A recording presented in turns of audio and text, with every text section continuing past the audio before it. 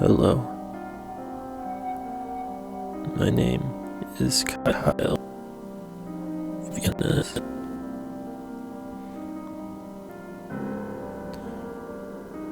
I'm just gonna start at the beginning and say everything.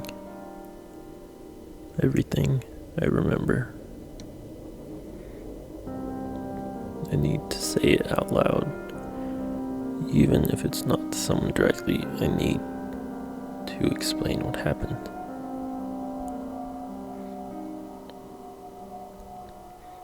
I've been replaying it over and over in my head, and every detail keeps whispering to me. I'm trying to figure out what I should do, but every time I close my eyes, I see her dancing. 4 days ago, two of my closest friends, my two best friends, were murdered. And I don't understand what we did to that girl to make her do that. Why she would do something like that. They didn't mean anything. They were just messing around. I was in the room with them. I know I was in the room. I was with them the whole night, but when we woke up in that room, that place, things weren't right. Things weren't normal. Nothing was normal.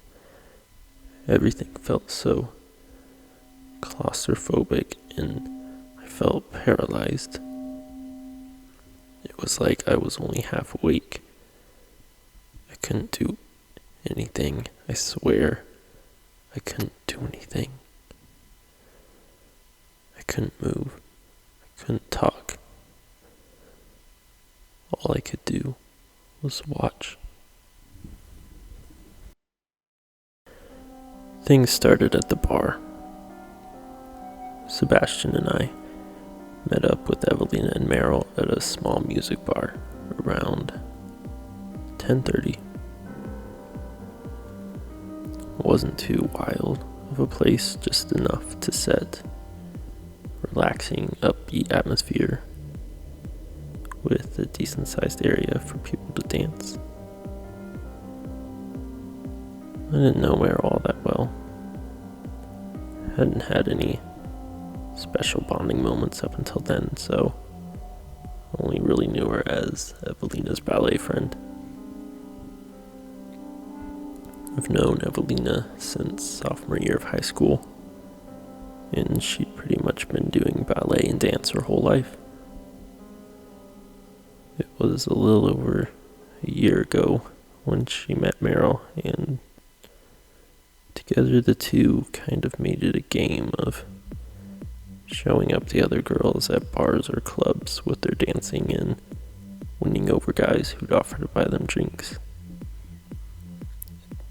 I think Evelina liked the occasional break from being a good girl and embraced the opportunity to act a little bit arrogant. I didn't really like it, but I justified it by thinking she was just having harmless fun. But looking back now, maybe I should have said something. Maybe if I had, none of this would have happened. As the night played out, people danced, people drank, people talked. At this point, Sebastian was already really drunk. You could classify us both as pretty hard lightweights. We only participated in alcohol excursions every once in a while, which was always an enjoyable time, but I think we had the most fun together simply hanging out playing video games. Sebastian was my best friend. We met during our first year at our university.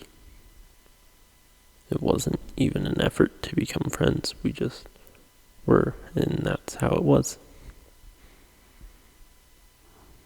We had that special kind of friendship where we could act like complete idiots together.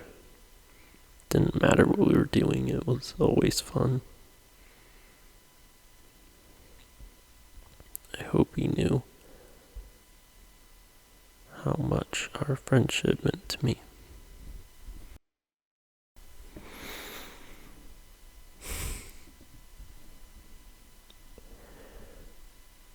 The first time I remember seeing her, she was dancing by herself.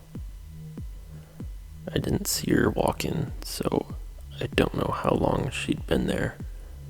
But there was this girl at the bar who was always dancing by herself. She was always by herself. I never even saw her talk to anyone.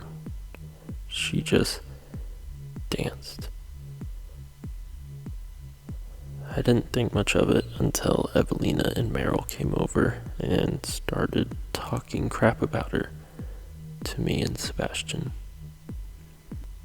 Basically, they were saying how she had been dancing by herself for over an hour and how bad she was at it.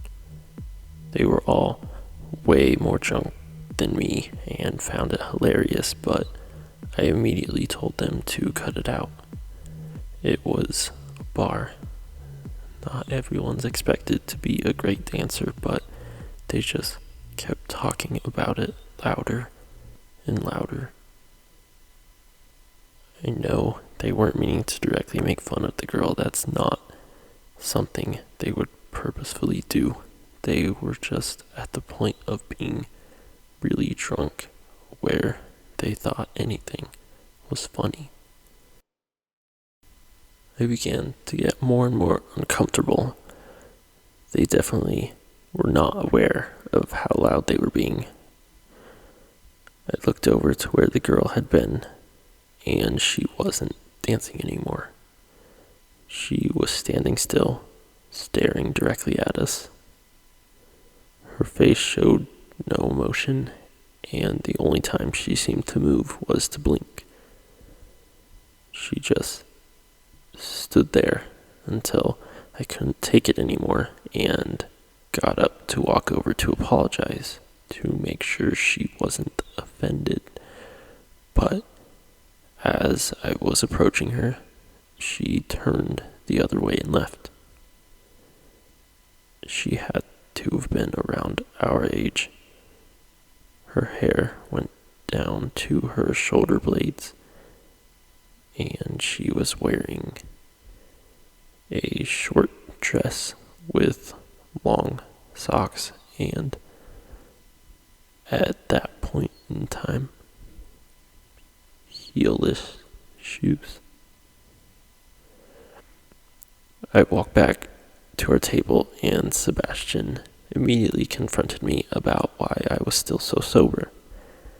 I thought the girl had left and that was the end of things, so I just went back to drinking to catch up to the others, which was the stupidest thing I could have done. So, why did we stay? I should have said I wanted to leave. I could have kept everyone safe from her. Why would she do that to them? They didn't mean anything. They were just being stupid. They were drunk.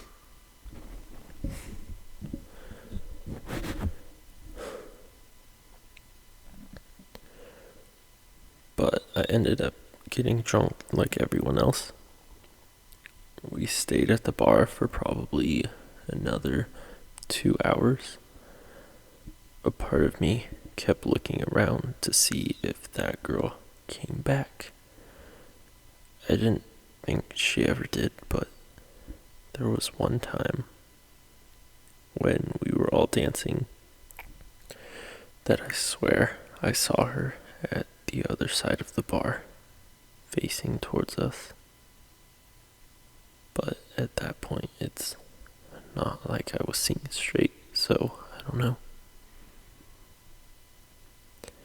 But she had to have come back. She had to have gone to our table and put something in our drinks while we were dancing, because the only thing I remember after that is we left the bar and I just followed right behind whoever was walking in front of me along the sidewalk. I assumed it was Evelina, but everything was fading in and out of black. I don't even remember getting to my apartment, but I must have passed out at some point, because the next thing I did was wake up. I woke up in that room. I remember feeling numb and disoriented. I was positioned sitting on the floor with my back against the wall. I couldn't move. I tried yelling, but my body was completely paralyzed. It was dark, but obvious that we were in some kind of old theater or studio. The lights were dimmed and positioned like a performance was about to take place. I think there were some candles. The floor was hardwood. From what I could tell, I was wearing my same clothes and wasn't injured, but there was something covering my mouth, some sort of mask. And then I looked over to the right and saw Sebastian. He was positioned like I was against the wall, but his clothes were all torn up. His hands were bound, and he seemed to be able to somewhat move. But then I noticed his legs. They were all bloody, with cuts, deep cuts. His clothes had been wrapped around to cut off some of the bleeding. Although he was left simply sitting on the floor, those cuts looked so bad that there was no way he could have been able to get up or move. The angle of the wall allowed me to see Sebastian clearly, even though I was unable to turn my head. I looked further and saw Evelina. Past her was Meryl. We were all positioned the same way against the wall, a decent distance from each other. Evelina and Meryl's legs were severed just like Sebastian's. I could tell they weren't incapacitated in the same way I was. It was just their legs. I didn't understand why. I could hear them trying to talk to each other, but they all had the same kind of mask covering their mouths as I did. The masks looked like they had been handmade and were shaped with lips on them to mimic a real mouth that was gently smiling, as if from satisfaction, enjoyment, or approval. It was terrifying to look at. I kept trying to move so I could help them, but I couldn't. There was nothing I could do. Not long after waking up, music started playing. Out she came, dancing. The girl from the bar.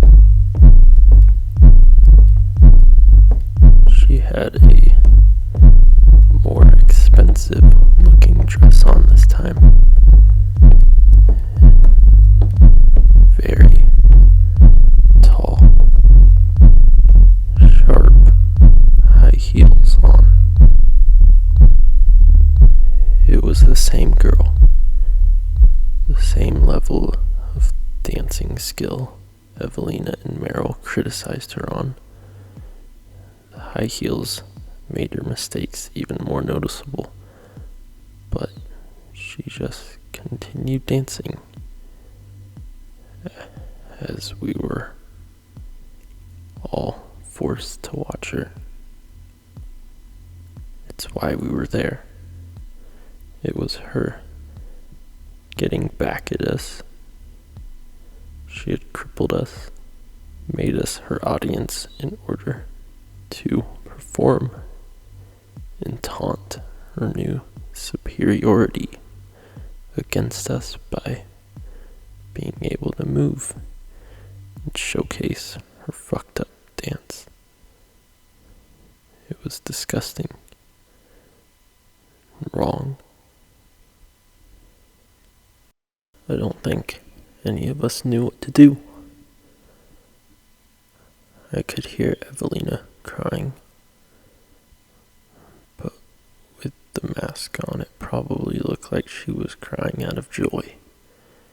And that bitch was probably getting off on it.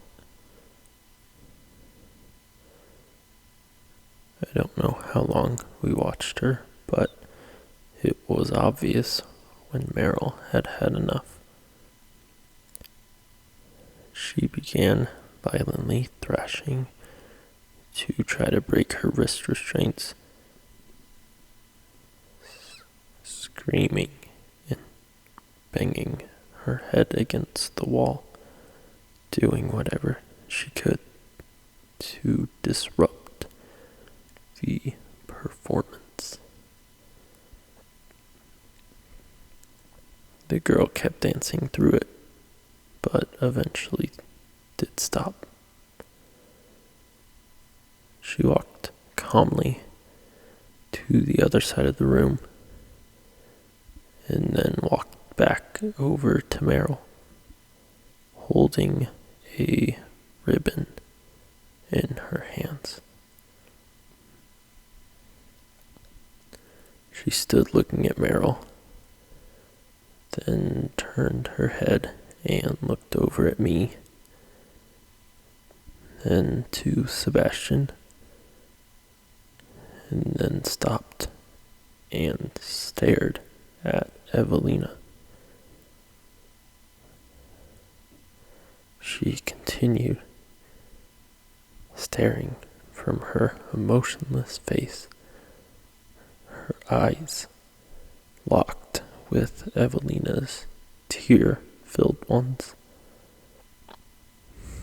Then she, while still staring at Evelina, slowly descended down to the floor by doing ballerina splits. She wrapped the ribbon around Meryl's neck and pulled it tight. Meryl did what she could to try to fight back, but all the thrashing and blood loss left her weak and dizzy. The girl didn't blink once as Meryl was strangled, not missing a second of the agony she was inflicting on Evelina as well. I think at this point Sebastian began to go into shock. She finally released the ribbon long after Meryl had stopped moving.